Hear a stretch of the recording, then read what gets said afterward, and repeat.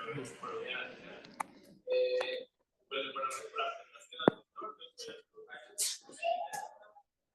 día de hoy vamos a hablar sobre la evaluación preparatoria, más enfocado hacia la evaluación del riesgo, que es como la primera gran fase de la teoría.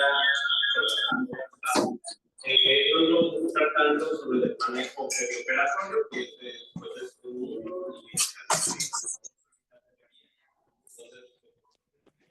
y para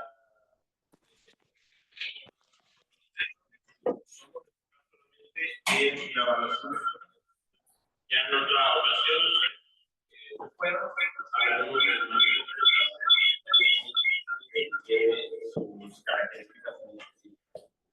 Esta es la guía sobre la cual vamos a basar, que es la más actualizada, la que se realizó en conjunto con la Asociación Americana del Corazón, el Colegio Americano de Cardiología y algunas otras asociaciones que se integran para las recomendaciones de manejo preoperatorio, de la evaluación del riesgo cardiovascular y el manejo perioperatorio. Bueno, a manera de introducción, pues lo que queremos evitar nosotros en el transcurso de una cirugía no cardíaca, y bueno, cualquier cirugía, ¿no? Pero las no cardíacas son las frecuentes. Lo que queremos evitar son las cardiovasculares, pues, que no están contemplados, obviamente. Se sabe que el cursar con un desenlace cardiovascular pues, tiene sus implicaciones, obviamente, en cuanto a la movilidad y mortalidad perioperatoria. Para que nosotros podamos evitar que tengamos un desenlace, pues tenemos que seguir una serie de pasos en los cuales vamos a hacer una evaluación exhaustiva y monitoreo del paciente una vez que ya se operó. A lo largo del tiempo se han utilizado diferentes parámetros, dentro de los cuales están los clínicos y más recientemente las calculadoras de riesgo, que podemos hablar más adelante, que incluyen una serie de parámetros y de características que se han evaluado de manera independiente ¿Cuáles son principalmente los desenlaces que queremos evitar o lo que ustedes van a encontrar en la literatura? Pues la muerte por cualquier causa, la muerte que sea atribuible a una causa cardiovascular, es otro desenlace, el infarto al miocardio y la insuficiencia cardíaca. Son los principales, pero van a encontrar en la literatura otros cambios, como por ejemplo el choque cardiogénico, la enfermedad periférica, el evento cerebrovascular. Entonces, principalmente lo que queremos evitar en el contexto de un paciente que se va a operar, ya sea de manera electiva o de manera. Bueno, entonces, como les decía, hay que seguir una serie de pasos, dentro de los cuales hay que hacer diferentes valoraciones. Hablamos de la certificación del riesgo, ¿no? Vamos a tomar en general a todo el universo de pacientes y de ahí vamos a ir extrayendo a los que van cumpliendo características de riesgo y conforme vaya avanzando este riesgo, vamos a ir implementando estrategias de diagnóstico y tratamiento para evitar el desenlace cardiovascular. Entonces, lo primero de siempre para cualquier interacción con un paciente es la historia clínica, ¿no? La historia clínica, identificar de manera puntual cuáles son los factores de riesgo que tiene el paciente, los antecedentes de, por ejemplo, enfermedad cardiovascular temprana, el antecedente de tabaquismo, dislipidemia, enfermedad renal crónica o hipertensión. Además de eso, se realiza un examen físico en el cual pues, vamos a lograr identificar, por ejemplo, datos que nos sugieran insuficiencia cardíaca o enfermedad periférica, enfermedad cerebrovascular, buscar de manera dirigida la irritación yugular, el ritmo de galope, el desplazamiento del choque de la punta, la presencia de sectores crepitantes, derrame pleural, edema de venas inferiores, entre otras cosas. Una vez realizado el examen físico y la historia clínica, vamos a tener ya una impresión inicial de si este paciente puede o no tener una causa cardíaca subyacente que ya sea no haya sido diagnosticada previamente o que en este momento esté inestable. El objetivo de saber si el paciente tiene un problema cardíaco no diagnosticado o inestable es determinar si esa condición en especial va a aumentar o no el riesgo de la cirugía, el riesgo cardiovascular de la cirugía, independiente a los riesgos inherentes del procedimiento, ¿no? Y esto nos va a servir para saber si hay que hacer algún estudio más a profundidad e incluso llegar al punto de necesitar una revascularización, ya sea por intervención percutánea o por una revascularización quirúrgica. Bien.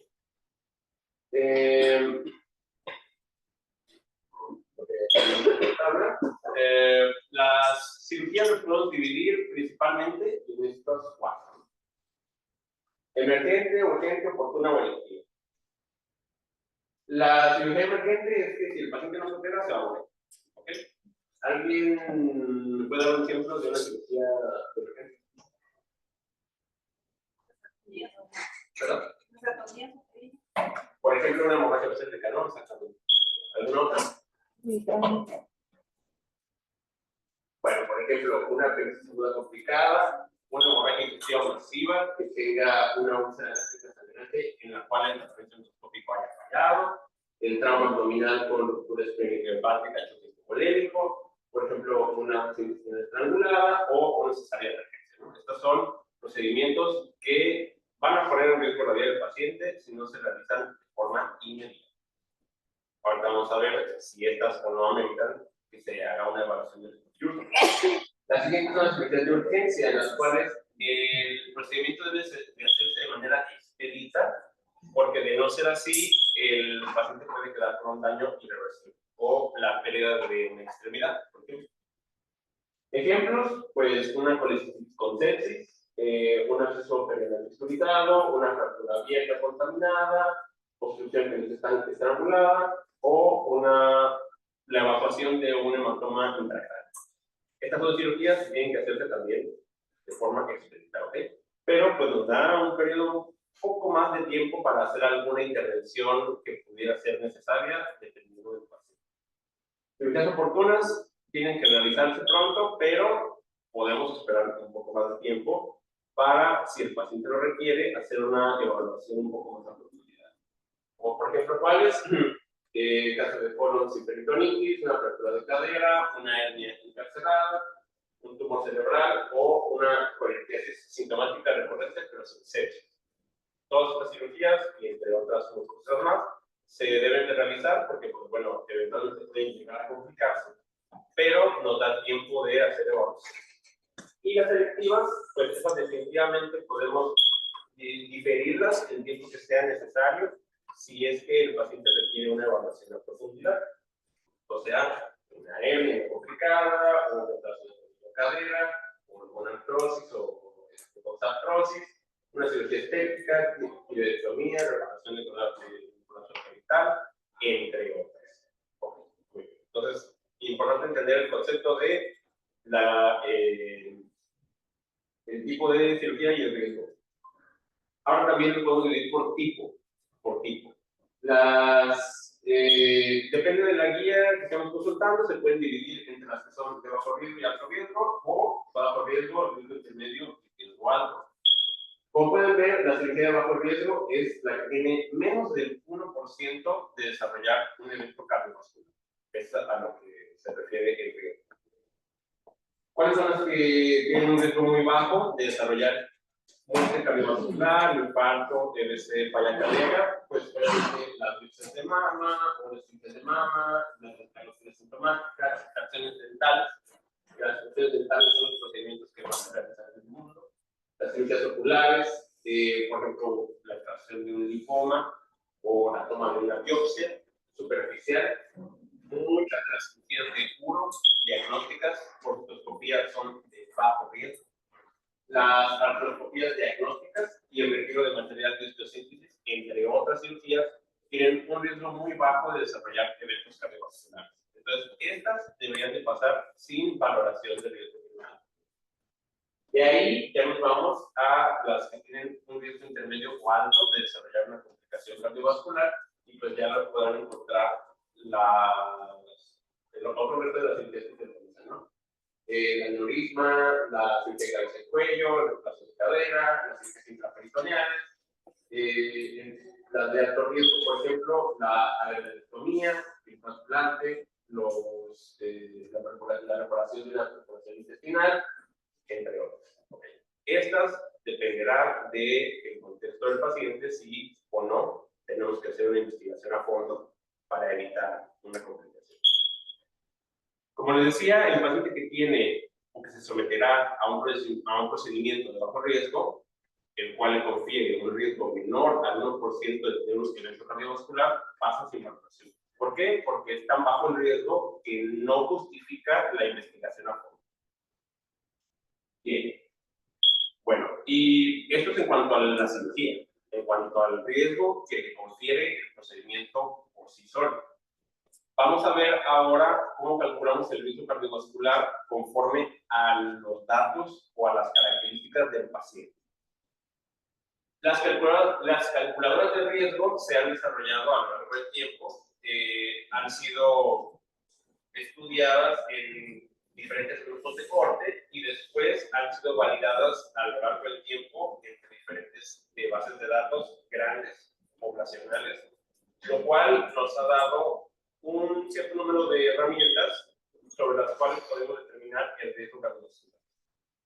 Se pueden usar de manera individual para determinar el riesgo cardiovascular y también se pueden sumar a los factores de riesgo del paciente del procedimiento, para en sumatoria darnos una mejor expectativa de cuál pudiera ser el riesgo cardiovascular en el caso. Es importante saber que la mayoría de las cirugías, la mayoría de las calculadoras de riesgo cardiovascular tienen sus limitaciones. El grupo principal sobre el cual hay limitación y no correlaciona adecuadamente la calculadora es en la cirugía vascular. Para la cirugía vascular existen calculadoras de riesgo específicas que han demostrado ser un poco más útiles. Para el resto de las cirugías son bastante útiles. Todo el mundo pues, la clasificación de ASA va del 1 al 6 y la clasificación de ASA tiene, se realiza conforme a las comorbilidades del paciente. Podemos ver a un paciente que tiene un ASA 1, o sea, es una persona que no tiene ningún antecedente de riesgo y que no tiene comorbilidades y que se somete a una cirugía, pues la que sea, ¿no? Es, por ejemplo, el paciente que se fractura el brazo y viene por una osteosíntesis, ¿no? Ese puede ser un paciente ASA 1. Quizá aquí en el hospital, el grueso de pacientes que veamos hospitalizados pues son los que encontramos del ASA 2 para abajo, ¿no? El ASA 2 corresponde a un paciente que tiene una comorbilidad, pero está compensado. Por ejemplo, diabetes o obesidad. El riesgo perioperatorio es relativamente bajo, depende también del procedimiento. El paciente ASA 3 es el que tiene una enfermedad sistémica grave con algún grado de limitación funcional, como por ejemplo EPOC, angina, infarto, enfermedad cardíaca. El ASA 4 ya incluye al paciente que puede estar complicado por alguna enfermedad sistémica y conforme vamos avanzando en la clasificación vemos que el riesgo perioperatorio es cada vez mayor. El ASA 6 pues, es el paciente que será sometido, que será donante de órganos y ahí el riesgo cardiovascular pues no aplica, ¿no? Esa es una que se utiliza, la clasificación de ASA, y estas son las otras calculadoras que utilizamos para determinar el riesgo. El índice de riesgo cardíaco revisado, previamente conocida como clasificación de Goldman, es la que más comúnmente van a encontrar que se utiliza, es la que más ampliamente se usa para determinar el vascular. Incluye estas variables, la insuficiencia cardíaca, la historia de un TBC, que utiliza insulina. Si el paciente tiene una zona crónica, si la cirugía a la que se va a someter es una cirugía de alto riesgo y si la edad es mayor de 70. Cada uno de estos le ofrece un punto. Cuando el paciente tiene un puntaje de la escala de Goldman, o el índice de cardiaco regresado mayor de 1, mayor de 1, eso ya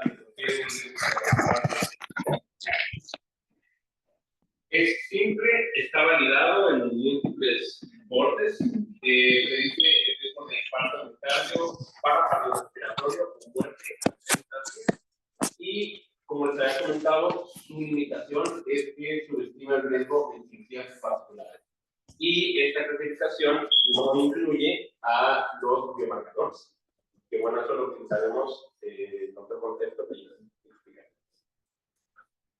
Las guías lo manejan como una clase 1 de recomendación, o sea, es la calculadora que deberíamos utilizar todos para estimar el riesgo cardiovascular en un paciente.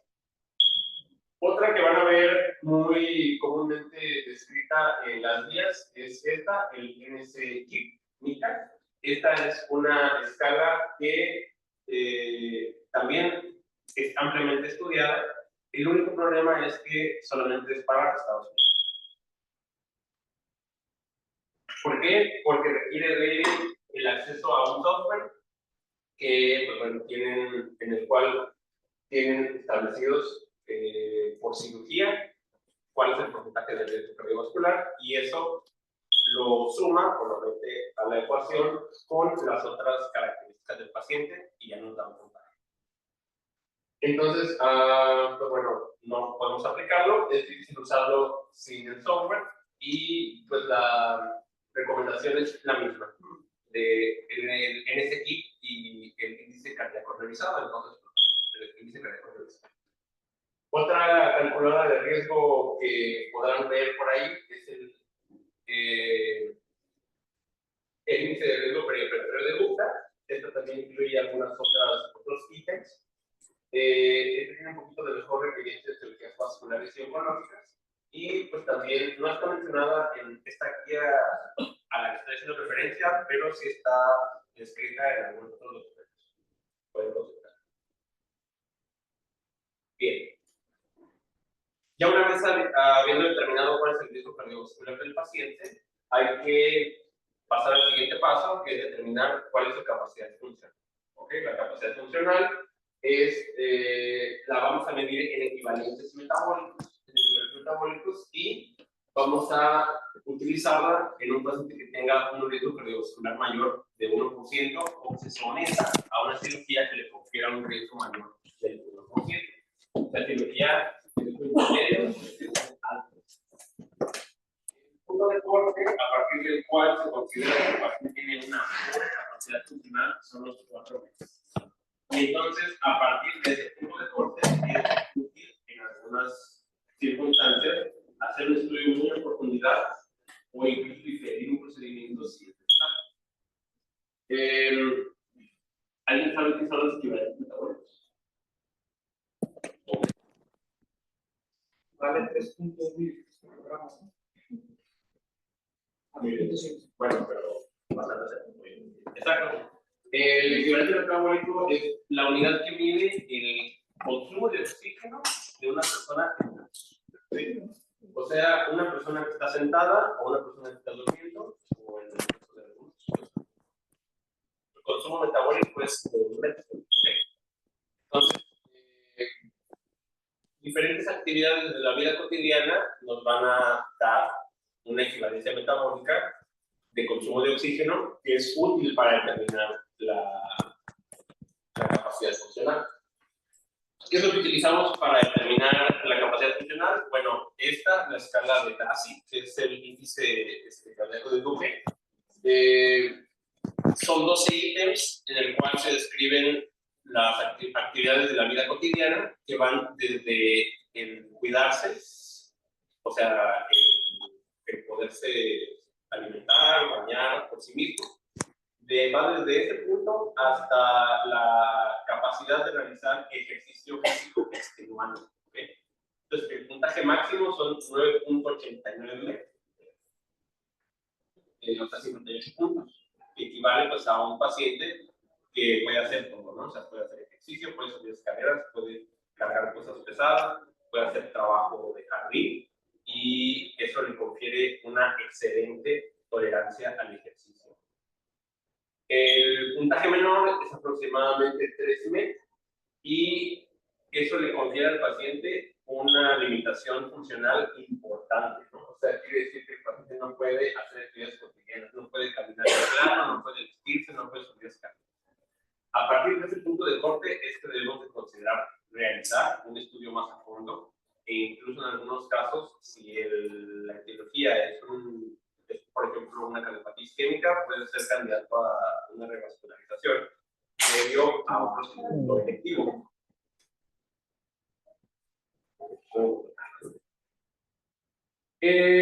¿Por qué el punto de corte de 4 metros? Bueno, este es el estudio más difícil que puede encontrar, pero existen muchos otros estudios parecidos en los cuales se evalúa la capacidad funcional del paciente conforme a las actividades básicas, ¿no?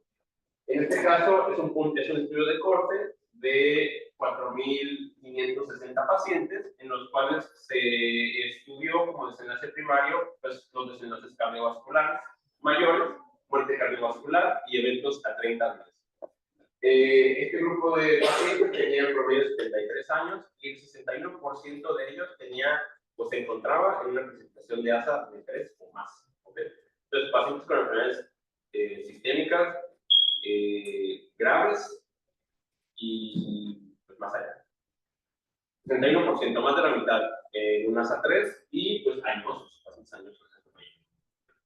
Lo que determinaron, lo que descubrieron en este estudio es que la capacidad funcional autorreportada, o sea, el preguntarle al paciente si era capaz de subir más de 2 pisos de escaleras sin detenerse o sin tener disnea, era suficiente para determinar la probabilidad de complicaciones.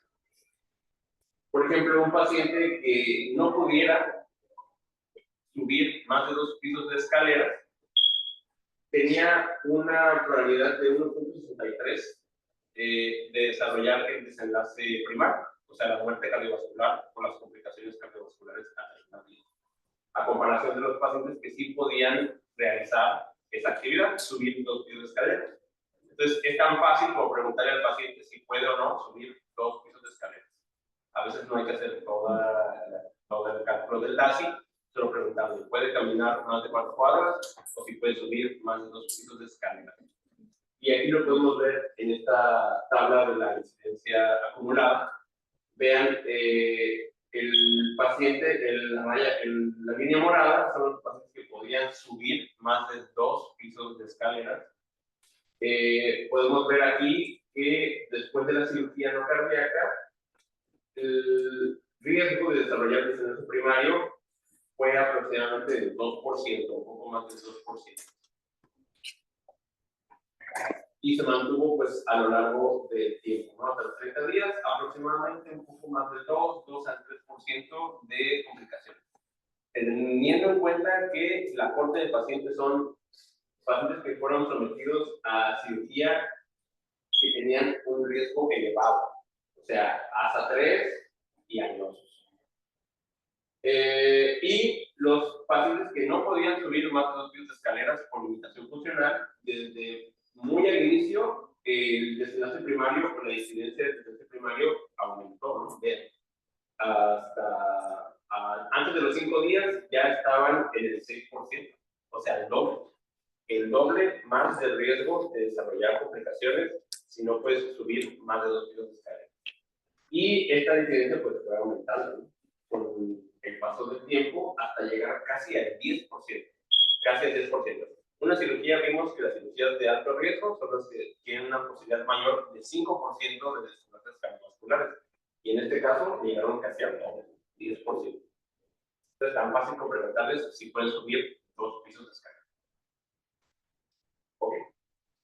Bueno, vamos a hacer un pequeño repaso sobre algunas pruebas cardiovasculares que son necesarias de realizarse para la valoración. Por ejemplo, los biomarcadores.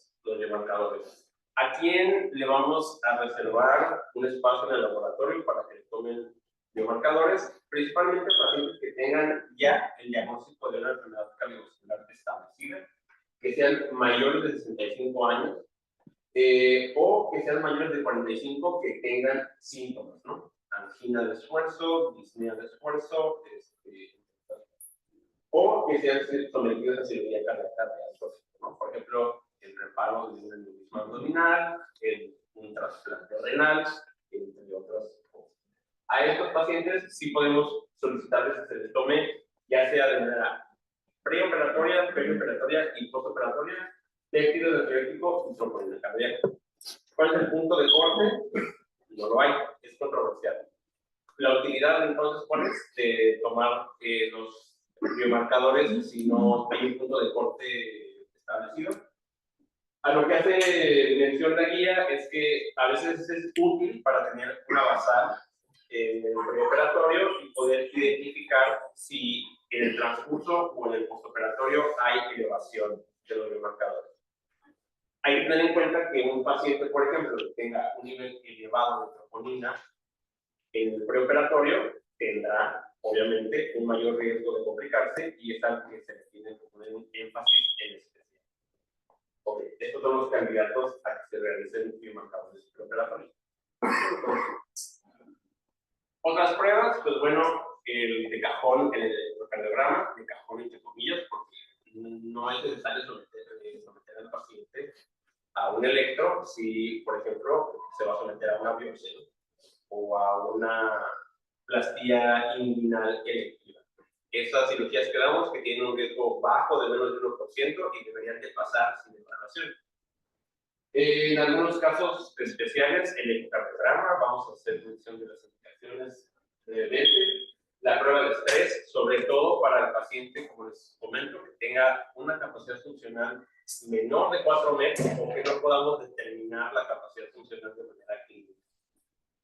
La electromografía es un sustituto de la prueba de estrés en algunos casos, por ejemplo, en el caso que el paciente tenga una contraindicación para someterse a una prueba de estrés, o sea, que haya tenido un infarto reciente, que no pueda ejercitarse, por ejemplo, que no pueda hacer la prueba de la mano sin fin, o que tenga EPOC, alguna otra enfermedad que contraindique el uso de los radioisótopos que se utilizan para la prueba con vasodilatador, o que tenga predisposición a arritmias que lo limite a hacerse la prueba de estrés con dobutamina. En esos escenarios puede ser equivalente a realizar una angiotaxia de coronarios. Y la coronariografía, pues reservada para el paciente que se considera que puede beneficiarse de una reperfusión o de una revascularización coronaria. Bueno, el paciente que se someterá a una cirugía de alto riesgo es recomendable tener un electrocardiograma número 1 para descartar alteraciones potenciales y también para tener una basal que nos ayude a observar la evolución en caso de que presente complicaciones. ¿Quiénes especialmente? Los que tengan enfermedad coronaria, arritmias, enfermedad periférica, antecedentes de EBC o alguna alteración del miocardio. ¿Cuáles son las alteraciones electrocardiográficas que pues, nos deben de llamar la atención? Pues bueno, la aparición de arritmias ya sea preexistentes o de nueva aparición, por ejemplo, una fibrilación auricular. Esto tendrá implicaciones pues, para el manejo con anticoagulación y para el uso, por ejemplo, de antiarrítmicos en el periodo preoperatorio. Otro hallazgo importante que hay que considerar es la presencia de ondas Q. La presencia de ondas Q que nos hable de necrosis en cualquiera de las escalas del corazón. La presencia de hipertrofia ventricular con sobrecarga ventricular. Ese es otro hallazgo que debe de sugerirnos, o nos debe de llevarse a una evaluación más profunda. El supra o el infradecimal del segmento ST. Los bloqueos de rama, sobre todo son bloqueos de rama que se sabe que son de nueva aparición. Y los bloqueos auriculoventriculares que sean más allá del bloqueo MOVIX 2. ¿Okay? El bloqueo AB de primer grado y el bloqueo AB MOVIX 1, ese no requiere de ninguna mayor evaluación ni de ningún tratamiento. El bloqueo MOVIX 2 o el bloqueo AB completo, sí. Eso independientemente de que vaya a someterse a cirugía del paciente. Debe de colocarse una capacidad en sus casos. De ahí en fuera, no hay ninguna mayor duda. El ecocardiograma se debe reservar para el paciente que tiene disco. tiene disnea, ya sea de reciente aparición o que vive con disnea y que se ha agravado últimamente. Y esto es para determinar la presencia de alteraciones, como por ejemplo disfunción ventricular izquierda, que el paciente tenga disfunción sistólica o disfunción diastólica, que el paciente tenga insuficiencia mitral o tricuspidia o datos que sugieran hipertensión pulmonar. La hipertensión pulmonar se considera como un agravante del riesgo cardiovascular. No está incluida en la calculadora del índice cardíaco revisado, pero es un agravante junto con las valvulopatías, por ejemplo, ¿no? Si tiene una estenosis aórtica o mitral, pues estos son agravantes que nos pueden hacer requerir, podemos requerir de una intervención mayor. La prueba de estrés, como les comentaba, pues bueno, solamente es para pacientes que se someterán a cirugías de alto riesgo. Para todos los demás no está indicada y esto puede llegar a retrasar el tratamiento quirúrgico. Y es para el paciente que tiene una capacidad funcional pobre o desconocida, o sea, que hace menos de 4 metros o que no hay forma de determinar cuántos metros hace por la escala de Grassi o por la valoración clínica. La finalidad de la prueba de estrés es ver a qué paciente se le va a revascularizar previo al procedimiento, pero esto es controversial. ¿Por qué es controversial? Bueno, este también es uno de los estudios más recientes que encontré, pero hay muchos que hablan de lo mismo, sobre si es mejor ser muy invasivo o ser conservador en el paciente que tiene enfermedad arterial coronaria. En este estudio se evaluaron a 5.179 pacientes con isquemia miocárdica severa. Se les sometió a 2 ramas de tratamiento, el tratamiento intensivo que involucraba una angiografía y revascularización, ya sea percutánea o quirúrgica, conforme fuera necesario, más tratamiento médico optimizado, versus el paciente que solamente se sometía a tratamiento médico y se le hacía una angiografía con revascularización de rescate, o sea, si es que había fracasado el tratamiento médico. El desenlace primario, pues el compuesto de las complicaciones o los desenlaces cardiovasculares mayores. Y en este estudio lo que se observó es que la diferencia incluso fue un poco mayor de desarrollar eventos cardiovasculares mayores en la población que se sometía al tratamiento invasivo, o sea, a los que se les hacía revascularización de forma inicial y se les sometía a tratamiento médico. Y aquí lo podemos verlo, vean cómo en esta curva de Kaplan-Meier, ambas curvas están muy pegadas. ¿Okay? No hay una diferencia realmente significativa entre ambas etapas de tratamiento. En un grupo hubo 145 muertes y en el otro 145 muertes. Entonces, al parecer, no hay mucha diferencia entre si el someter al paciente a una revascularización va o no a mejorar los desenlaces. Estas ya les había mencionado un poco sobre las modalidades de las pruebas de estrés. Son principalmente 3, bueno, hay más, pero principalmente son 3. La prueba en la banda sin fin, en la cual pues, el paciente debe de poder pararse sobre la banda sin fin y realizar el protocolo. Si tuvo un infarto reciente, no se puede realizar. Si tiene arritmias no controladas, tampoco. O si tiene estenosis aórtica severa e hipertensión grave, no debe realizar. Está contraindicada. La prueba con vasodilatadores, aquí el paciente que no puede someterse a la prueba es el que tiene asma muy poco, por el riesgo de broncoespasmo, bloqueos avanzados y pues hipersensibilidad de los biomarcadores, bueno, los marcadores.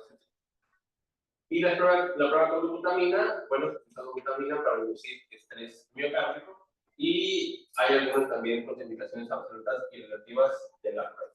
¿Okay? Recordar que esta solamente está para el paciente que tiene una capacidad funcional reducida o desconocida y en el cual pensamos que quizá revascularizando lo pueda mejorar. Entonces, vamos a hacer un pequeño resumen, vamos a ir poco a poco en cuanto al abordaje de los traumas.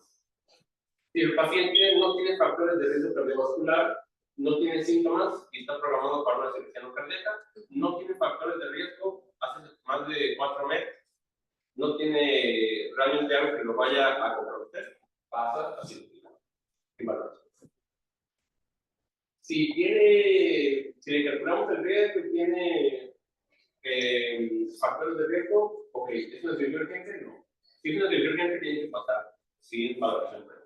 ¿Por qué? Porque puede haber riesgo a la vida o a la integridad o puede quedar con una lesión irreversible. Si el paciente se acaba de infartar, tiene una arritmia inestable o tiene falla cardíaca descompensada, bueno, pues se le debe de ofrecer el manejo médico óptimo y considerar en un abordaje multidisciplinario si es factible o no operarlo en este momento o esperarnos a una mejor opción. Si no tiene nada de esto, entonces, bueno, vamos a estimar el riesgo cardiovascular, le sacamos su riesgo cardíaco revisado y vemos si tiene o no un modificador del riesgo. Modificadores del riesgo son los siguientes: que tenga una enfermedad valvular severa, por ejemplo, estenosis aórtica o mitral, que tenga hipertensión arterial pulmonar, que tenga una cardiopatía congénita de alto riesgo, que ya haya sido revascularizado previamente, que haya tenido un MSI isquémico en los últimos 30 días, que tenga un dispositivo intracardíaco o que tenga perfil. Con esto veremos si el riesgo cardiovascular es bajo y no hay modificadores, pasa. Así. Si tiene riesgo elevado, le hacemos un electro y buscamos enfermedad cardiovascular establecida. Si es que la encontramos, pues bueno, le vamos a iniciar o continuar el tratamiento médico óptimo basado en guías y dependiendo pues del paciente. Si tiene riesgo alto y tiene un modificador del riesgo, cualquiera de estos, entonces hay que hacer un electro, hay que considerar hacer un ecocardiograma para evaluar la función contráctil de los ventrículos y la severidad de las valvulopatías o de la hipertensión arterial pulmonar. Y pues igual tendrá que llevarse al tratamiento médico óptimo basado en. Si el paciente tiene una capacidad funcional limitada, hace menos de 4 meses o no sabemos, pues quizá sea necesario hacerle mayores estudios. Si el paciente tiene una capacidad funcional mayor de 4 meses, puede pasar así. Okay. Si la capacidad funcional es mala y pensamos que la evaluación a futuro nos va a dar beneficio, entonces podemos utilizar biomarcadores. Si los biomarcadores son normales, puede pasar eso. Si los marcadores son anormales, ya requerimos de un abordaje multidisciplinario en el cual es probable que requiera hacerse un ecocardiograma, una prueba de estrés. Si el paciente está muy grave y requiere de la cirugía, es posible incluso pues, basarnos en las proteínas postoperatorias y esperar luego. ¿Sí? Bueno. ¿Queda claro? ¿Más o menos? Bueno, saquen uno. Vamos a ver un par de ejemplos, ¿ok? El primero es un paciente de 78 años que como antecedentes tiene cardiopatía isquémica, tuvo un infarto hace 6 meses y tiene un stent liberador de fármaco. Tiene además, a consecuencia de su cardiopatía isquémica, falla cardíaca, su fracción de eyección previa conocida del 35%, está anticoagulado por una fibrilación auricular, tiene diabetes por uso de insulina y isótopos medicamentos, o sea, beta-bloqueadoras, aspirina, estatinas, glucosamida, anticoagulantes e insulina.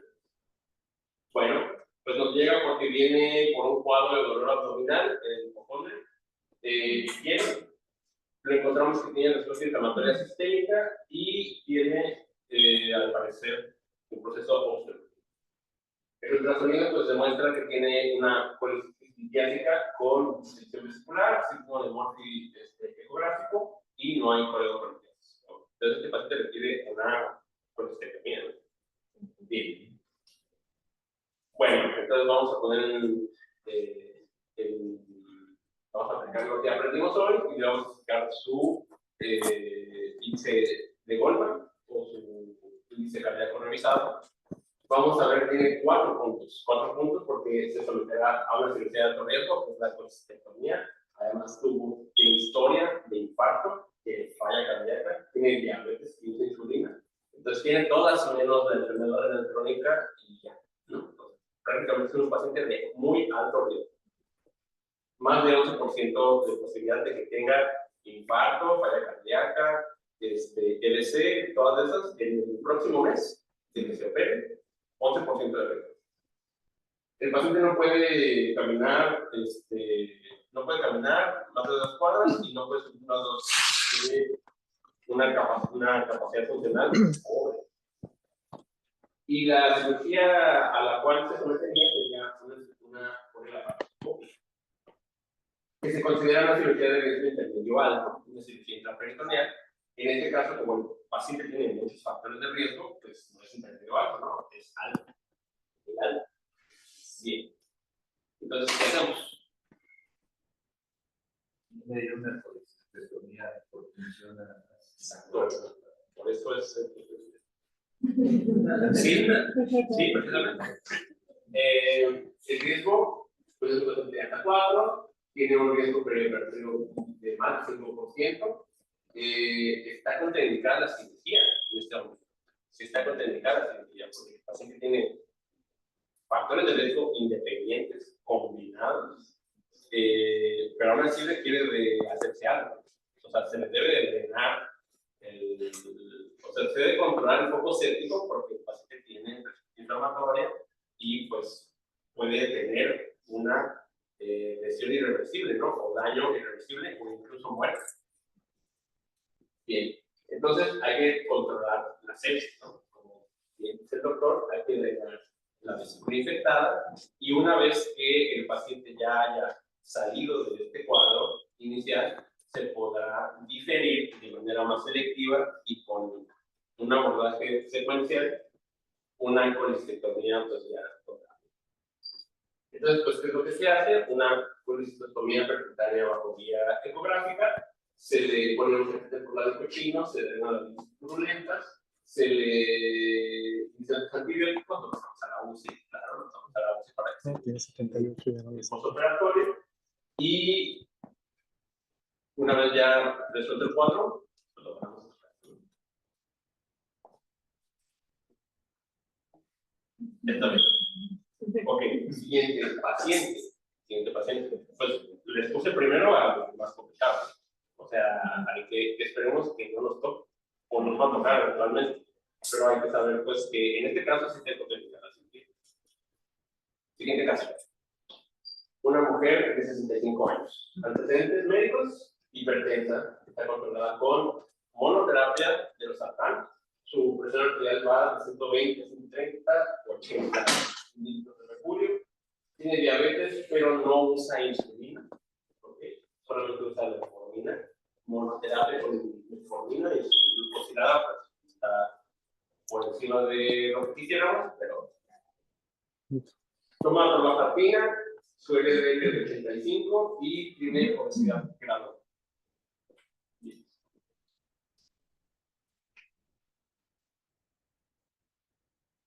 ¿Qué se le va a hacer? Tiene una hernia inguinal, entonces se le va a reparar una hernia inguinal de forma electiva.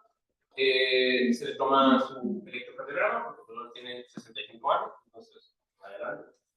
El electrocardiograma tiene ritmo sinusal normal, no tiene ni arritmias, ni hipertrofia, ni elevación, ni depresión, DST, nada, todo bien. Laboratorios, creatinina 0.9, glucosa en ayuno 110. Y la paciente puede subir 2 pisos de escaleras sin problemas, puede hacer, pues, puede barrer, puede lavar platos, no puede jugar americano, obviamente, pero más de 4 metros, sí hace. Le sacamos su riesgo cardíaco revisado y tiene 0 puntos. Tiene 0 puntos porque Número uno, la cirugía a la cual se va a someter pues, es de muy bajo riesgo. La paciente no tiene historia de infarto, de EBC, no usa insulina, no tiene enfermedad renal crónica y no tiene más de 70 años. Entonces, cero. ¿Qué hacemos aquí? Pasa a cirugía. ¿Ok? Puede pasar a cirugía incluso sin que la vean nadie. Solamente pues hay que decirle que no se debe tomar losartán, que el día previo de la cirugía se monitorice la glucosa, que se suspenda la metformina y se reanude a las 48 horas, ya que pueda iniciar la vía oral, y pues controlar la glucosa 100 a 180.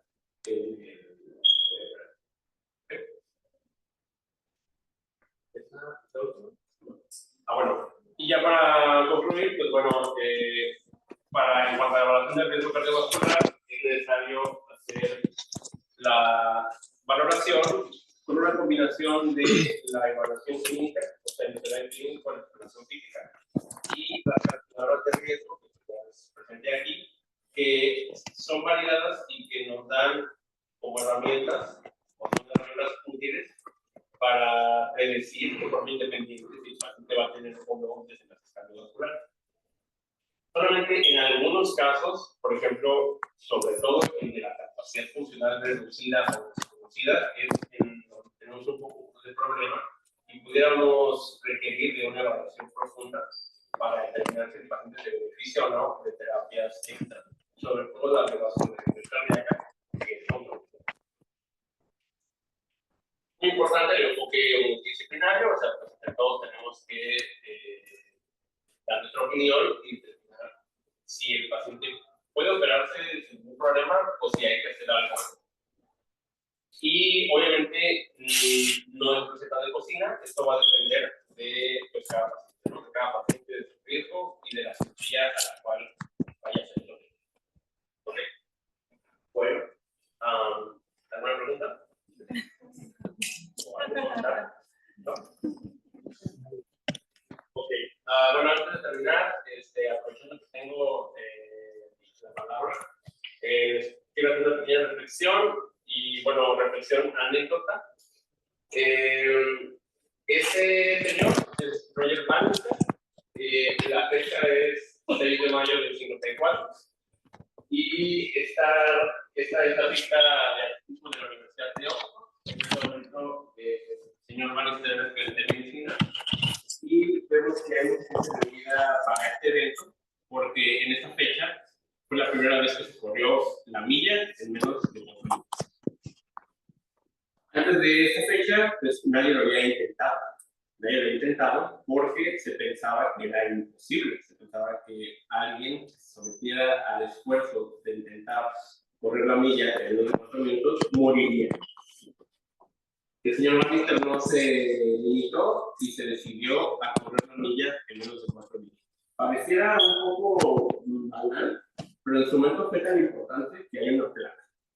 Hay una placa que todavía está bien, en la cual se hace mención a la hazaña, al haber corrido la milla en menos de 4 minutos. ¿Cuánto tiempo creen que duró ese récord? 2 semanas. 2 semanas. Después de eso, a partir de esta fecha, más de 30.000 personas han corrido la milla en menos de 4 minutos. Inclusive estamos hablando de estudiantes universitarios. El tiempo más actual es 3:26. O sea, ahorita el señor Bannister estaría así en los, ni siquiera en el top 5. Y todos son de África. ¿Qué quiere decir esto? Pues que solamente hace falta que una persona rompa el molde. El hambre hace esforzarte. Este es el mismo señor en una entrevista que dio en la BBC en 2012, unos meses antes de fallecer. Y en esa entrevista, pues bueno, todo el mundo siempre le pregunta de la milla, ¿no? Siempre le pregunta de la milla y de la milla y de la milla y de la milla, pero él prefiere que lo recuerden por es neurólogo, bueno, fue neurólogo. Y él prefiere que lo recuerden por eso, por lo que hizo como médico, por lo que hizo como neurólogo. Y él escribió varios libros, entre los cuales está Falla Autonómico. O sea, es un tratado de las enfermedades o de los desórdenes del sistema nervioso autónomo. O sea, el señor, a mí la impresión que me da es que pues ya sabía, ¿no? Ya sabía que no se iba a morir, pues no se iba a morir por correr la milla en no sé cuántos minutos. Ya había estudiado, ¿no? Ya tenía una idea, pues, de cómo actuaban las catecolaminas y cómo funcionaba el corazón. Y entonces dijo, pues no pasa nada, pues yo lo voy a intentar. ¿Okay? Toda esta palabrería es para que sepan que solamente es necesario que uno rompa, o sea, que uno se salga de su zona de confort y que busquen el por qué, no el para qué, no el para qué hacer las cosas, sino el por qué.